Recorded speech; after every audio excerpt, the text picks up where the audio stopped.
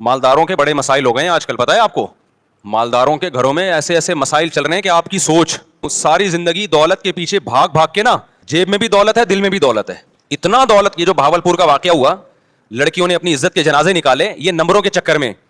क्यों भाई? नंबर में ऐसी क्या बात है कि आप अपनी इज्जत बेच दो प्रोफेसर के सामने?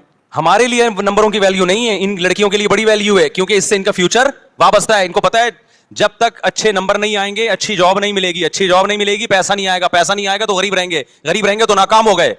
तो जब नाकामी गुर्बत में समझ ली गई है तो वो इज्जत बेचने के लिए भी तैयार है, उनके लिए कोई बड़ा मसला नहीं है ये।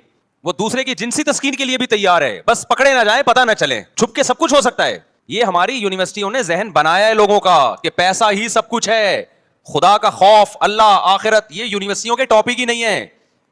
नहीं, यही बात मेरा ख्याल है। मुझे बहुत लोगों ने कहा भावलपुर यूनिवर्सिटी में ऐसा हुआ, बयान दें। मैंने कहा क्या बयान दें? एक यूनिवर्सिटी में हो रहा हो तो हम बयान देना। तो पता नहीं कहा क्या क्या हो रहा है यूनिवर्सिटियों में।